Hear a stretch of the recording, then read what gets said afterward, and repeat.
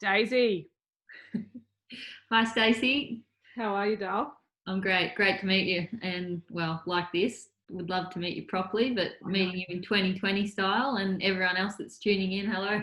I know it's crazy. Don't say you want to meet up because I'll find you. I'm sorry you said that. Well, the girls were so pumped. I just had a brief chat with you before we jumped on, but they were just so thrilled when you agreed to chat because I knew it was a shot in the dark with how busy you are. Because mate, you've got so much going on. You're just the media part as well as actually training, but you're also a wife, a mother, and a midwife. Like there's so much in your life that I bet you sometimes wonder how you actually do it all, but you do it all, and we see you do it, and we are just so appreciative that you've given us your time today.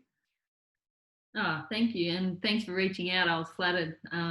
Yeah, happy to be here and always love having a chat to other people doing similar stuff. Yeah. And before we jumped on, did have a brief chat about just how similar footy is to lacrosse, and the same type of athlete, same mentality, and just the process of you getting to the point where you are now is, probably 15 years ago is where lacrosse is now. So hopefully one day we'll be chatting when we've wrecked our bodies and sitting in chairs sipping wine about all those the building time of each of the sports. But I know that the girls know most of your highlights, but I think it's really cool to just chat about some of the cool things you've done before we get into it.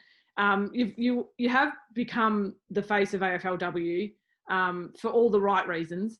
And you obviously captained Melbourne in 2017, 18 and 20, took that small break in between when you had the twins.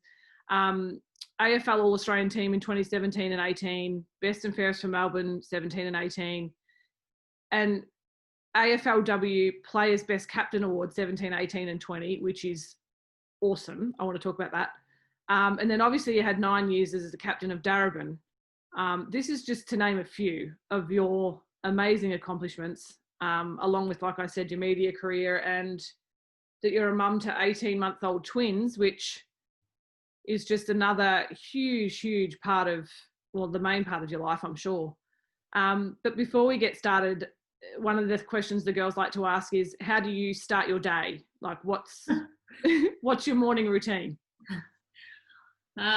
If you'd asked me maybe 19 months ago, I probably would have had some, beautiful routine that I could have shared. Currently, we don't use the R word.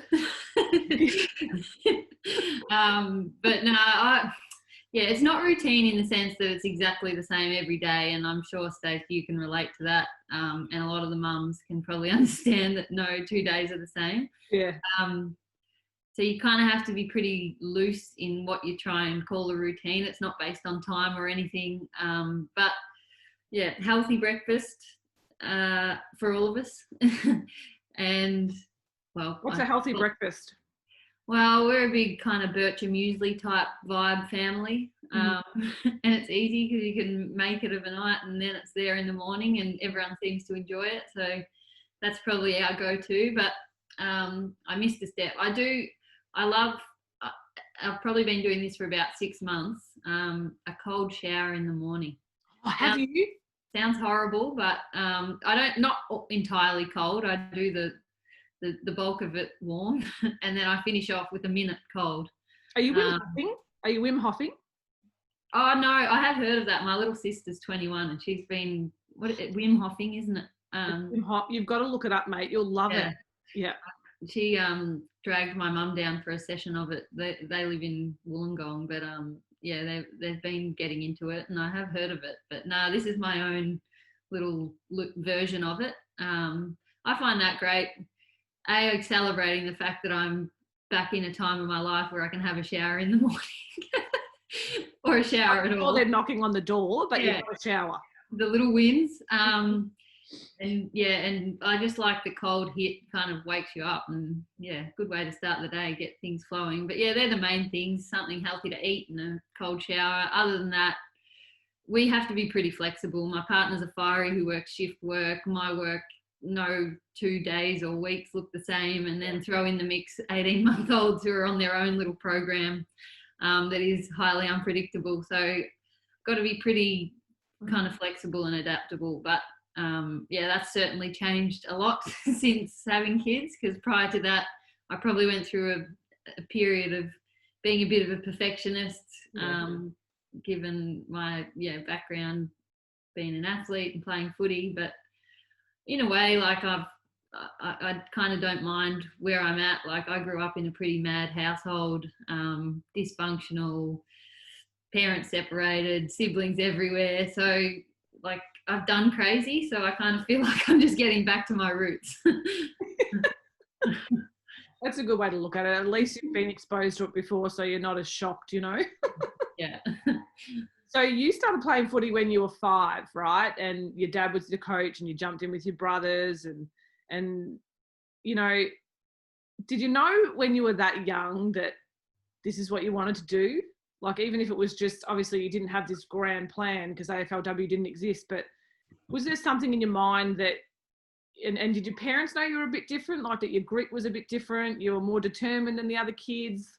Was there something in you then that you were like, oh, this is me, this is my home, you know? Oh yeah, then there was, at 5 there was, because I had no awareness for the limitations that were around. So like, you're just a naive, for want of a better word, little 5-year-old who loves footy, and for whatever reason I did have this little competitive streak in me, and determined streak.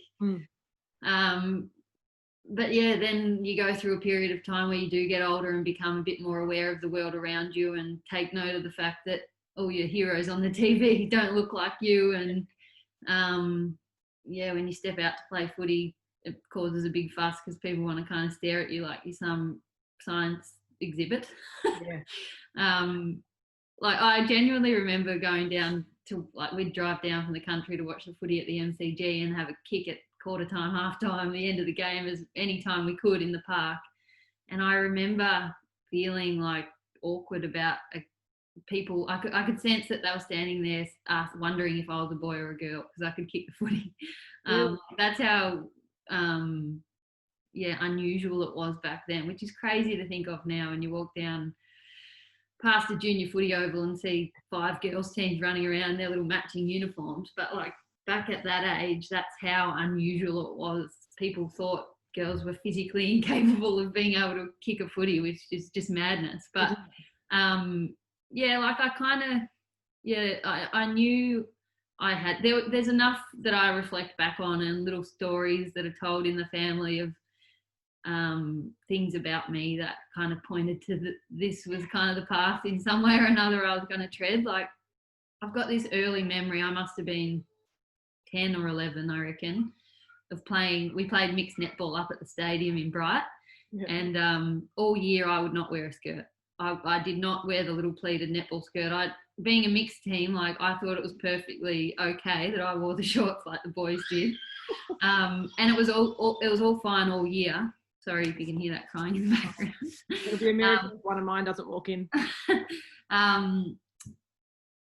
So it had been fine all year. We made the grand final, and then for some reason, grand final night, you know, suddenly everyone had to wear the right uniform, having not done it all year. And the netball lady, notorious, came up to me and said, "Oh, you have to wear a skirt for the grand final, or you can't play."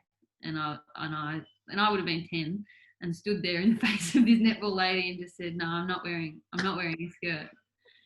And she held her ground and said, "All right, you won't be able to play." And after a bit of arguing, it causing a bit of a commotion, I just silently took off my bib and handed it back and went and sat on the bench and just sat.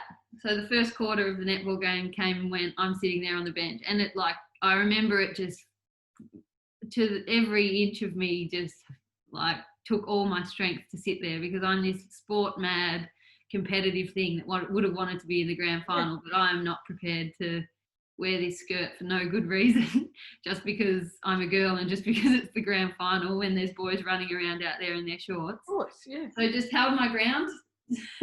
And at quarter time, she came over and said, "All right, you can go and play." You're kidding.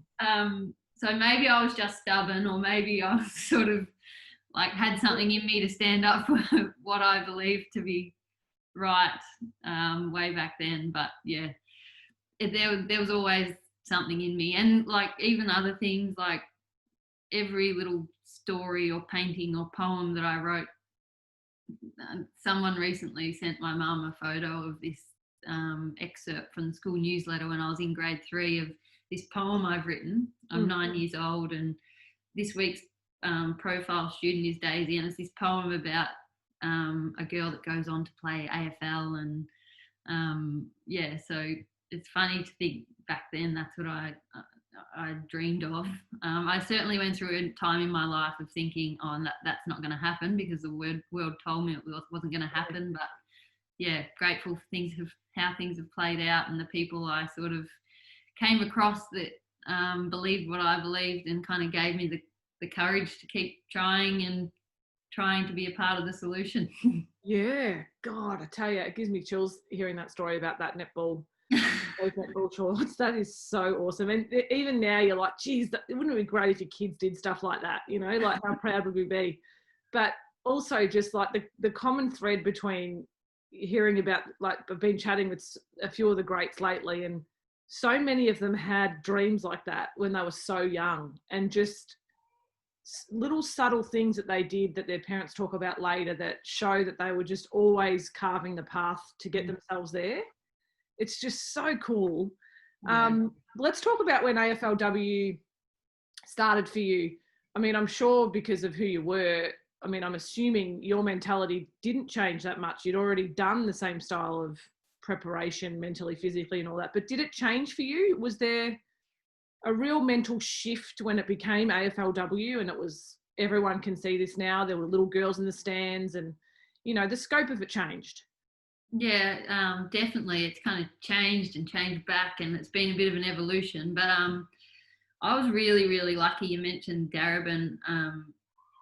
That was just the club that I happened to stumble across when I first rediscovered women's footy, that it existed. So I'd been playing there for years, and it was just a great club with great culture, great people around, and it had this really special ingredient that I think, yeah, is a big part of like good, healthy clubs, in that everyone was so competitive and wanted to be the best, but was really supportive of each other in doing that. So rather than like cutting people down for wanting to get better and beat the next person standing next to you, it was kind of a celebrated thing. So we all just kind of pushed each other up, and we had, for whatever reason, we always attracted and had the beauty, like the luxury of great coaches who were they were training us in a way that the league and the resourcing of the competition didn't demand at that time. So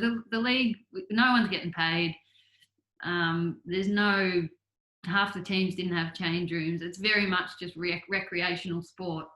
But we had a coach, Peter Searle, who's now she's coached at St Kilda, and she's the AFLW coach at St Kilda. She was going down to AFL trainings and taking notes about what they were doing, and then bringing that back to us. And she just set a standard that was above and beyond what the league demanded. It was the standard she and this team demanded. So in many ways, by the time AFLW landed, it was like a lot of that kind of training mentality and that kind of thing was stuff we'd already been doing for some time. So in this weird way, I remember at the beginning of AFLW thinking, oh, awesome. Like now it's the AFL now. So everyone's going to take it so seriously and they're going to be so professional. And I remember actually being a little bit like let down or feeling a bit flat that it didn't necessarily equate to that. Like, Right. Because I'd getting to AFLW had been this big build up in my life, and I'd put so much into it, and just my personality, I was like, all right, I'm going to be so professional and tip into it with everything that I know. And then you get there, and without any thought, I just expected that's what every teammate would be thinking and feeling. Yeah. So it was a bit of a lesson in the diversity of team sport, and that you have to understand that people play for different reasons and have different approaches, because yeah, I went through this little, not depression, that's a bit strong, but like a flat patch of being like to one of my mates who was similar to me and had played at Darebin. Like, how come they're not doing everything we're doing? Because it's AFLW now. They should be working harder and being more professional, but that's not why everyone plays. Not everyone's geared the same way. So it was a bit of a lesson in that. But yeah, I changed my mindset and life completely almost. Like, yes, it was a part-time sport and, you know, you're not getting paid enough to make a career out of it or set up any great financial security off the back of your $15,000 AFLW wage. But to me, it was like, well, that's enough that I can live off. So I'm going to, and this is like in my mind, I was sort of thinking I'm 20, how old would I have been? 20, I can't even remember, 27, 28, like thinking, you know, I've only got a couple of years in the sport, so I'm going to do everything I can to get the most out of it, even if it means no financial gain. That's not the reasons I'm doing it. So I kind of I was working as a midwife at the time and like pretty much put that on hold so that I could set my life up like a professional athlete to get the most out of my footy. So that mindset changed in me for sure. But that's came and gone over the years. Like as the seasons have rolled through, like I've had to reassess that mindset and kind of weigh up whether it is most conducive with me performing the best that I can, because I've sort of worked out as well that more is not always better. And as I've learnt more going through and talking to more people, I've kind of wrestled back a bit of that balance as well. So yeah, it's changed over the years, but certainly with its arrival, I was like, wow, we've made it. Now it's time to really get to work. Yeah, well, I think it probably just pops an aura over it a bit too, doesn't it? Just a different vibe. Yeah. But while you're talking about that balance area, it's a well talked through area, isn't it? That balance thing, especially when you become a mum. We do have a fair few mums in the squad actually, but talk to us about that return from having Sylvie and Roy and the obstacle, because I always say when people are like, well, what's it, you know, before they become mums, and I always say the thing you need to understand when you become a mum more than anything is that relaxing is literally thrown out the window. There is no relaxing.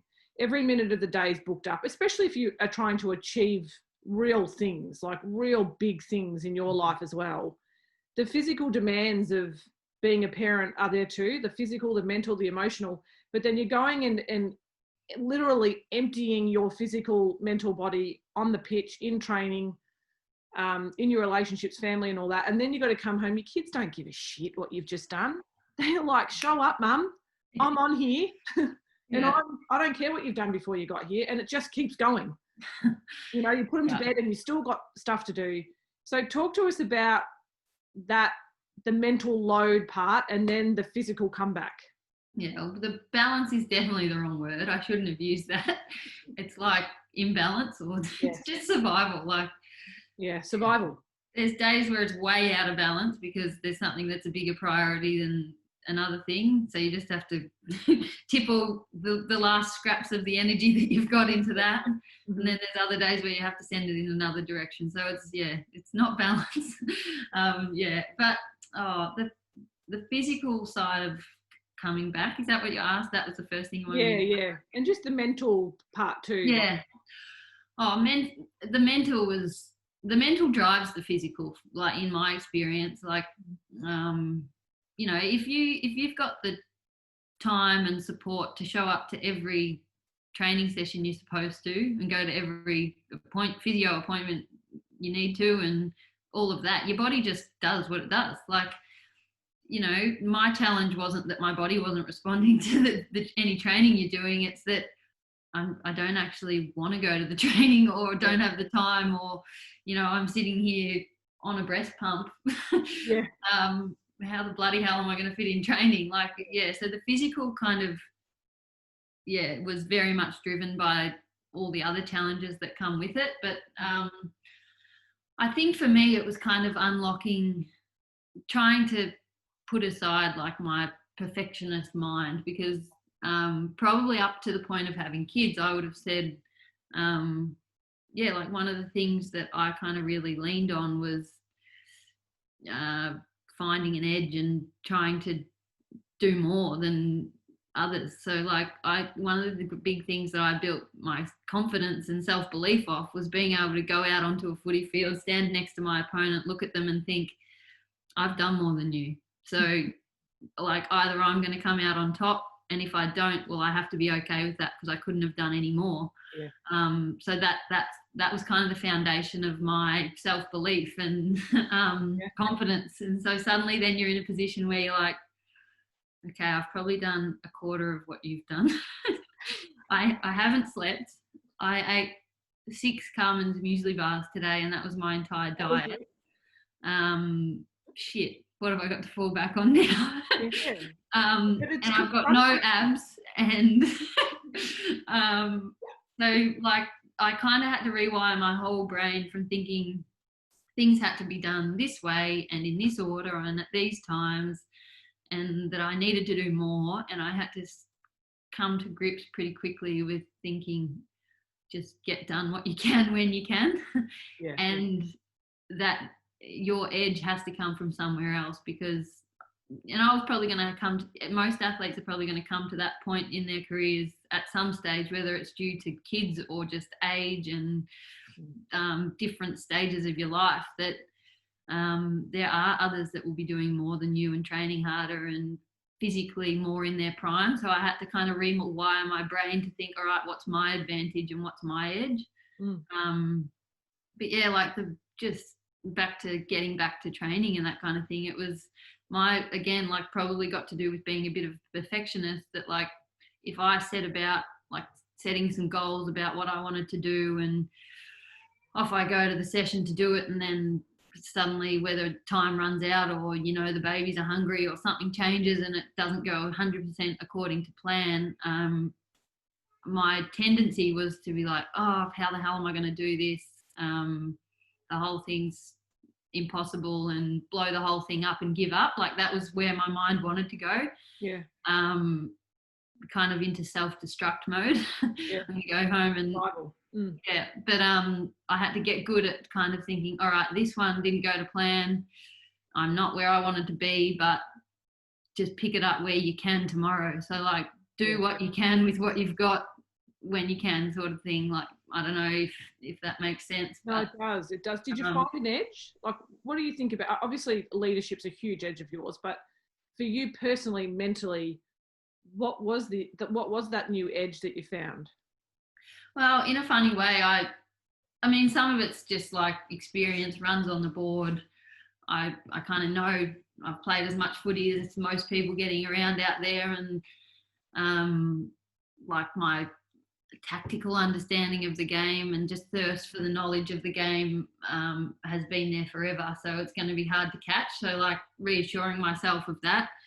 But then in a funny way, like all of what we're talking about, the imperfections of being a mum and not having had sleep and eating, like, you know, not doing everything perfectly from a dietary point of view because you just can't, because you're time poor, all of that, like in a funny way, that's become my edge, because with all those challenges and barriers that I know are imperfect, every time you kind of wade through all those but still get a training session done, or wade through all those and make that little breakthrough that, oh no, I am improving and I am getting back and I am holding my own. Well, suddenly it started like building this little mental toughness, like where I suddenly got confidence from that, where, like, not to sound like cocky or whatever, but you started thinking, shit, yeah, I did have to face all that and I'm still holding my own out here against everyone else. So I suddenly got this edge of like, no matter what gets thrown up, like I'm going to have the mental toughness to get things done. And I don't think it's not everyone has that. Like not everyone you come up against has that, where things can go wrong and you be seriously challenged, but they still deliver something or deliver the best that they can. A lot of people, kind of give up when they're faced with challenges. So I think that I instead of seeing it as my disadvantage, all of those challenges, I've gotten to a point now where I take so much pride and confidence from the fact that I have kind of navigated all that and still came out.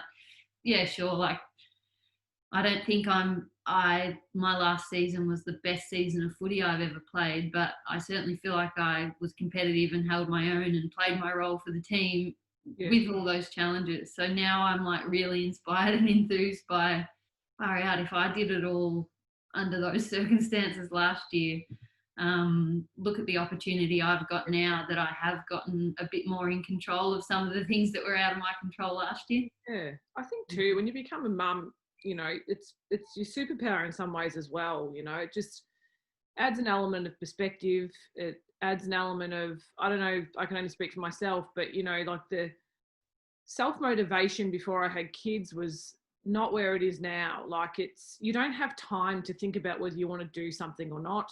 You just have to do it because you've got this window. And even if you feel really crappy, that's the window you got. So you're going to have to take it, you know? So you become less, like, there's just less shit going in and out of your brain and more just, okay, this is next, this is next, this is next. And I think it helps in some way, you know? Oh, yeah. You're so right. The perspective thing's huge. Like, I completely agree with what you said. Like, and you're not, I don't know, it just changes your whole mentality when you go to training. Like, I don't know, you're doing an awful run session that you might have in the past. Like, you get it done, but you're chewing your mind up on it. Like, I remember thinking, like, this hurts, but I was hurting for months at the end of my pregnancy. Like, I could do this. This is going to last 3 minutes. Like, or like, I don't know, you just kind of, I don't know, I just got so much better at thinking my best is good enough. Yeah, like you said, you put so much time in, mate. It would have been like so much muscle memory and just that mental capacity. It is different. Like, as much and all as things might have changed a little bit, you also added new stuff. Yeah. Not everything has been taken away. Like you said, you've got this huge new purpose. And yeah, just the perspective of being like, you know, nothing else really matters. It's an outlet too. Like, I might have been to the point where you're going off to train and thinking, oh, like, I've always loved my footy and loved going along, but probably didn't fully appreciate how cool the team sport environment is as well, until you had to kind of sit off to the side for 12 months and miss out on it. Suddenly then it's like, shit, I get to go to foot training with 30 of my best mates, just carry on with the best banter. Yeah, it's hard physically along the way, but, you know, what you put out on the track, you get so much more back from all those other elements of team sport that, yes, you have to find the energy to get there, and it's a challenge when you've not slept and all of those things, but you're not driving off, you know, to do something that's not enjoyable. It's like, woohoo, I'm out of the house, I'm going to training. So you make the most of it. That's exactly right.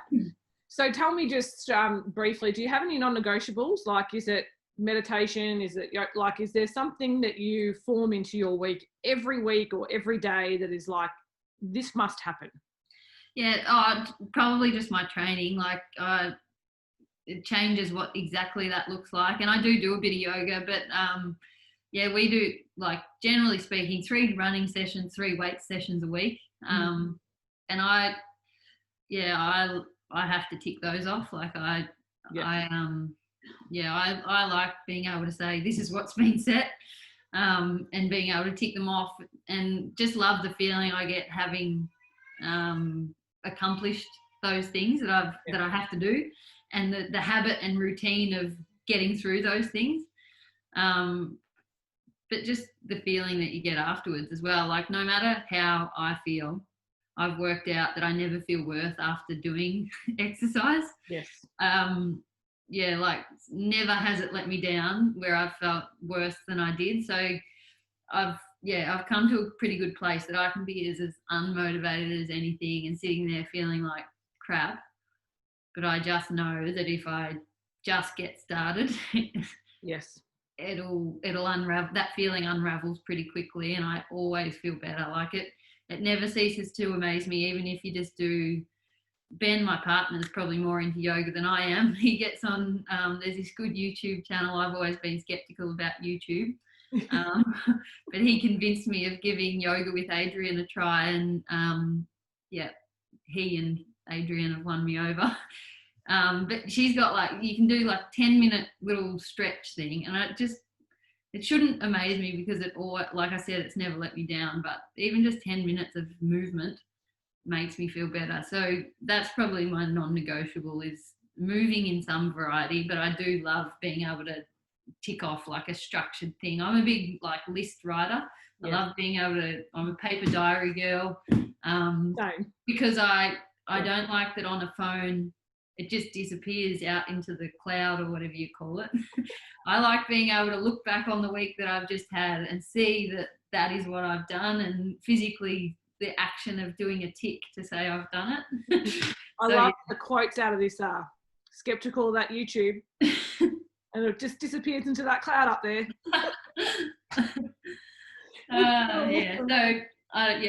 That's probably my non-negotiable. Just move, tick off my training for the week. Yeah. So let's just quickly go into your mindset stuff. So one of the things, you went from midfield and halfback, right, on your return. Talk to us about just going into like, do you do anything for mindset to, come to terms with that in some form, that you had to relearn something, or, what is it, if you have any trepidation about anything, like what's the process mentally for you? So like changing position from mid to back, like I don't know, it's not something that's conscious, but I've always sort of just had the attitude, wherever, like whatever you like. I've got a great relationship with our coach, so if he thinks it's suited to me, or like first and foremost, if it's the best thing for the team, like I'm kind of just all in, like I don't even question it. He's thrown me around to different positions in different games at different times, and I kind of just trust what he thinks. And like I said, it's not conscious, but I ultimately just think, whatever's best for the team. I know that sounds so cliche and like I'm up on a high horse, but it's just true. Like I don't have that kind of feeling of wanting to play a certain position. And it's funny, I come across it in the media, like when we talk about certain players changing position, and sometimes like, your colleagues will be so complimentary of guys who have, accepted that they have to move position. And I honestly sit there and think, is that actually a thing that at that level they'd be like upset about having to move? But like apparently it's a thing. I've just never genuinely felt it. So when he says, hey, I think next year when you come back we should go to half back, I'm just like, all right, teach me, what do you need me to do, what do I need to know? So that's kind of where I approached it from. But then in a way I kind of enjoyed the change as well, because I reckon one of the big dangers for me coming back after the babies was that Roy and Sylvie, was that I would have compared myself to prior. So I might have been like, I used to be able to run here and there, and I was getting this many, just but my output was this and these were my stats, whereas I'm playing a completely different position. It kind of took the pressure off me. I was relearning a position, so I was just so focused on all the little elements that I didn't know, rather than having anything to compare to. So without that ever being the reason why, it did help me in many ways. And I just loved the freshness of it. Like I'd played in the midfield at Melbourne under the similar game plan and coach for 3 years. So like in overhearing all the midfield stuff, I was kind of, without ever thinking I knew everything and had it mastered, I was kind of like just in autopilot. We get over, you outnumber, contest decisions. If you think you've won it, you start getting out. Like it was all just kind of like rattling off. Whereas then you go into the backs meetings and I was like, so like genuinely didn't know what I should do in that situation. And I was kind of a bit motivated and inspired by that. So I actually really enjoyed the change. And in many ways, without having thought about it before, I think a lot of that position was better suited to me. Like the game is evolving so quickly, and the athletes coming through are stronger, bigger, more powerful, and that's never been my strength. Like, I'm not the most gifted natural athlete going around. I never set any records with running, and definitely never set any records in the gym. So as that part of the game evolves, like a position that harnesses what we were talking about before, that my strengths are my ability to understand and read the game and set up and communicate to teammates, putting me behind the ball helped hide a few of my physical deficiencies that I may have had already, and definitely had, given I was coming in off a short run up with the having had Roy and Sylvie. And it helped me to use some of the other strengths and advantages I have. So yeah, it kind of worked, and I really enjoyed it. Some of the common threads that, funny you say that, talking about other people and team sports and just leadership and everything like that, and we'll just briefly go into that before you have to go, but a common thread is that when you often talk to leaders and captains, they say, oh, I don't care where I play, I just stick me wherever it helps the team the most, and you can see how you become a leader when you think like that. And you obviously are, like, just being Players Best Captain Award, it says a lot more about a person than stats say, to me anyway. It really says a lot about who you are, that you're obviously incredibly selfless and you just always do what's right for the team. And I think, do you think you have a leadership style? Like, is there something that you do that makes you an effective leader? I don't know how to kind of describe it as a style, but my overall philosophy, and I've kind of touched on it, I suppose, in talking earlier, but like, everyone has something to offer. Like, your team is your team, and the best strategy is to get the best out of everyone in that team. Like, I'm big on, I don't see my role as captain as standing up and higher than everyone else and kind of telling them how to do it or what to do, or being the best at everything. Like, I would hope that if my teammates described me as a captain, they would say, like, that she empowers us to lead and be our best as well. So, like, I'm big on trying to help everyone get the most out of themselves. So yeah, I just try and be really honest and not think that I have to have all the answers and be the best at everything all the time. I don't see that as my role as captain. I sort of hope that I empower everyone to feel like they can be the captain, or that they are the captain, if that makes sense. So there's so many things that, like, there's a lot of things naturally that people will look to me to have the answers for, but there's a lot of things I don't know the answer for. And I guess in my evolution of being a leader and captain, I've stopped feeling like it's a shortcoming if I don't know the answer, or being worried if I'm not the best or I'm not like, and seeing, like, getting good at kind of reaching out to others, because it's quite powerful if they feel like they're the captain as well.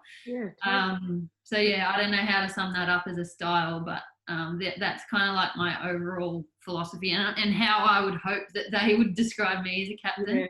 I'm sure they would. There was a quote that I spoke about in another interview too, that it is great leaders create new leaders. Yeah, it's so true. And you're conscious of that, so it's obviously it is a part of your philosophy and style that you're there to empower other women, which is just unreal. So let's just end on 4 questions. If you could go back, just four. If you could go back to your younger footy self and give it some advice, what would you say?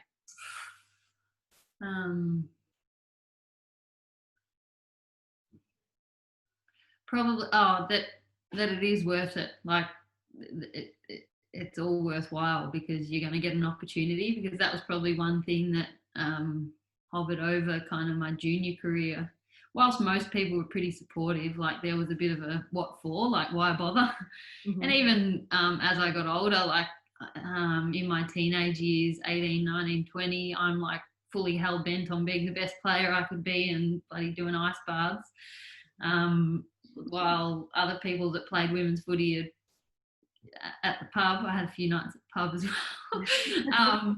But yeah, like why bother? Like you don't have anything to aspire to, so why bother, and why are you making those sacrifices? Like there was a bit of that around. So yeah, probably just that, stick to it because it's going to be worthwhile. Yeah, that's great advice. In your opinion, obviously there is, there's that good and great spectrum of good takes talent somewhere, and then there's some space in between here that takes you to great, which is where you are. In your opinion, what is in that space for you? Like it obviously changes for everyone and is quite different, but is there anything in there that you think, oh, that's what great players look like, and why? I think just that ability to keep showing up and be consistent in how you apply yourself regardless of what happens. So whether it's a setback or a challenge, like what we spoke a bit about with pregnancy stuff, or whether it's something good like winning a flag or an individual recognition or a good season or feeling like you reached your goal. The thing that will take you from good to great is showing up with the same attitude and mentality, regardless of whether either of those two things, I think, because that's what helps keep pushing you forward. Yeah, totally. What are you most proud of? Oh, look, it's hard to go past Sylvie and Roy. I know every mum would probably say that, but there's these two little people out there. I'm not very proud of them now. It sounds like they're tearing the house apart. You're going to walk out there, they'll screaming. Be Crayola everywhere. Yeah, they're giving Ben the runaround, but I'm pretty proud of them. Two beautiful little characters that, you've grown for starters, and you've grown, kept alive and to this point, and helped to shape, like they're at an age you're starting to see all these cool little personality traits come out, and they're very different, I should add, but yeah, to think that you've helped shape them as they're starting to see the world now is pretty cool. Proud of those. But in a sport and footy sense, which is the main reason I'm here and we're here, you guys are here. I touched on it before, but like when you walk through past an oval on a Sunday morning now, and see, like on that oval, you're like, oh, that's a boys team, and on that oval, oh, that's a girls game, and there's little girls running around fully decked out in their own uniforms in their own teams is pretty cool. Like I was one of many people that contributed, but having been on the journey of getting AFL to that point, it's probably one of the things I'm most proud of, that I grew up in a time, like I said, where I was the weird one and kind of didn't have that. I was different, and now women's footy's at the point where it's completely normal and celebrated that that's what girls go out there and do. So yeah, it never stops warming my heart, and I always get little proud moments, like when you're in the supermarket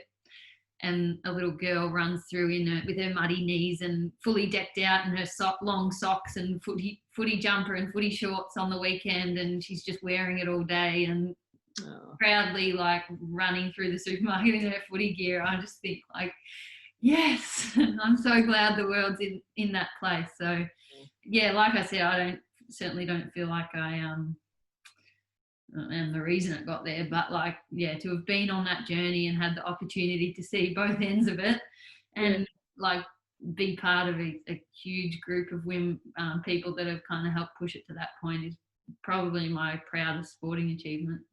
Yeah, it should be. What last one, favorite podcast, book, movie that you go to for motivation? Didn't we say there's no time for relaxing?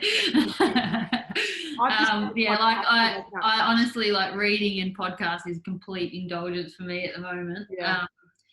I have just started Open on Agassi, that his biography, which I've huge review, like a lot of people have said is just awesome. So I'm going to start reading that. Pardon? It'll take you 6 months. Takes me a year. Yeah. Podcasts. I actually, my little sister is like just so worldly. She suggested I listen to Michelle Obama's podcast. So I listened to the first episode of that recently where she actually interviews Barack. So that was really cool. And it's funny, like, you sort of expect to be attracted to sport-based podcasts and things like that. But I'm always inspired by like listening to anyone that's really, really good at what they do. So whether it's going and seeing, you know, occasionally I'll go to like a live music thing or listen to the Obamas talk about, you know, social policy and community, and they were talking all about that, and I'm just blown away and inspired by hearing people that are so knowledgeable and good at what they do. So yeah, I've kind of tried to start listening to a few of those, but I'm it's like I need to get better at reaching out and kind of you know, learning from those kind of mediums, because I'm a bit of a sucker for, by the time I've finally got 2 seconds to put my feet up, I'm a bit like scroll through social media. I must admit, I'm not proud to admit it, but I waste way too much time on it. So I'm glad you've asked me this question, because it's a good reminder that I probably could give a bit more of that time into reading a book, because saying you have no time or energy is not an excuse, because I waste too much of it. I know, but sometimes it's just that you can be vacant, mindless. Yeah, and you really are in the weeds with the age your kids are at too, so it's like you're allowed to have a few free passes and use that space, you know, and it'll come back around when they get a bit older. But any recommendations, what do you listen to or read? Oh God, I listen to a lot. Tim Ferriss is my new go-to. You'll actually really like him. He's done, listen to the Hugh Jackman one. It's more about people in masterclass in whatever they're in. So he does a broad array of stuff, but he also talks a lot about books, great books and stuff. So that's a definite one you should tap into. That's my go-to at the moment. But I do podcast, like I just try to jump out for 40 minutes and stick them in my ear, because it's the only way I can do it too. But I can't read books because I just can't concentrate with the kids. So that's the best way for me to get information in, you know, and hold it in. I'll give Tim Ferriss a go. Yeah, you'll like it. It's great. It's great. Out of footy season, it's a lot easier. Like I do kind of tick a few over out of footy season, because at the moment, because of the media stuff, like I kind of feel like I need to constantly be absorbing every footy game and all the footy news, so that you're up to date with everything that's happening. So I am kind of consumed by footy shows. It's a bit of a running joke in this household that it's all that ever gets played on the TV. And so I'll definitely, Tim Ferriss is on my list. Yeah, do it. If not before footy season ends, men's footy season ends, I'll definitely get stuck into it over the summer. Yeah, you should. You really should. But anyway, Days, you are really a true gift to the sport, and just to young girls and women in general. Like even for us, just watching that happen is it's a gift for us to see it too, because it just allows women to dream bigger in all platforms, not just footy, you know. And you are just a trailblazer in how you've carved that path for other people. So thank you for being such a legend and for giving us your time when I know it's very limited. We are huge fans of yours, huge. And we hope that someday our paths will cross again and we'll get to pick that awesome brain of yours. Oh, thanks, Stacey. Thanks for your kind words too, because like it's a lot of that stuff is what helps get me through when I can't be bothered doing stuff. So it's so lovely to hear, and I really appreciate it. And to you and all the rest of your squad and everyone involved, good luck. I know you're meant to be heading over to America in July, which at the moment you're planning for all systems go. So all the best. I know whether it happens or not and all the bits in between are a bit out of our control, but just control what you can, so that if it does happen, you know you've done everything within your power to get there and be your best when you get there. Good luck. I'll keep an eye out and keep across what's happening now. I haven't really, to be honest, followed the women's lacrosse team, but now that I know you all and have met you, I'll be keeping a close eye on things to see how you go. I've stalked you. Keep me posted. We will. We promise we will.